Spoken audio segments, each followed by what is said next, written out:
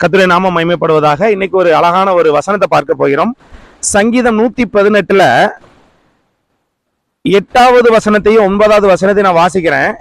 மனுஷனை நம்புவதை பார்க்கிலும் கர்த்தர் பேரில் பற்றுதலாய் இருப்பதே நலம், பிரபுக்களை நம்புவதை பார்க்கிலும் கர்த்தர் பேரில் பற்றுதலாய் இருப்பதே நலம் அப்படின்னு சொல்லப்பட்டிருக்கு.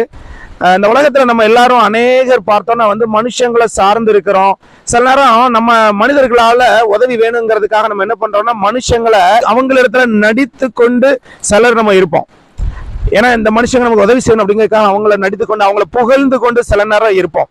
நமக்கு மேல உள்ளவங்க, நமக்கு மேல வேலை பார்க்கறவங்க, நம்மளுடைய முதலாளி, இப்படிலாம் இருக்கும். அப்போ இந்த வசனம் சொல்லப்பட்டிருக்கு, நீங்க ஒருவேளை மனிதர்களை நீங்க அப்படி ரொம்ப நம்புனீங்கன்னா என்றைக்கோ ஒரு நாள் நீங்க கைவிடப்படலாம் அப்படின்னு சொல்லப்பட்டிருக்கு. ஆனா நம்ம எப்பவுமே நம்மளுடைய நம்பிக்கையை இயேசு கிறிஸ்து மேல நம்ம முதலாவது வைக்கணும். நமக்கு மேல உள்ள மனிதர்கள், நம்ம கூட இருக்கவங்க எல்லாரையுமே மதிக்கணும், நேசிக்கணும், அதுல மாற்றம் இல்லை. ஆனா நம்பிக்கைய நம்ம இயேசு கிறிஸ்து மேல வைக்கணும். அப்படி வைத்தால் அவர் என்றைக்கும் நம்ம தாழ்ந்து போறதுக்கு, நம்ம கீழே வளர்றதுக்கு ஆண்டவர் விட மாட்டாரு. அவரு மிகவும் நம்மளை ரொம்ப பாதுகாப்பாரு அப்படின்னு பார்க்கிறோம். பிரபுக்களை நம்புவதை பார்க்கலாம் ஆண்டவரை நம்பணும்னு போட்டிருக்கு. ஒருவேளை மிகப்பெரிய அதிகாரத்துல இருந்தா கூட நம்ம அவங்கள நேசிக்கணும், அவங்கள மதிக்கணும், மாற்றலாம். ஆனா நம்புறது நம்ம இயேசு கிறிஸ்துவ நம்பணும். இந்த உலகத்துல உள்ள எல்லா காரியங்களும் நம்ம இயேசுவை நம்பும் போது நம்மளுடைய வாழ்க்கை எந்த விதத்திலும் தோல்வி அடையாமல் இருக்கும். ஆமென், ஆமென்.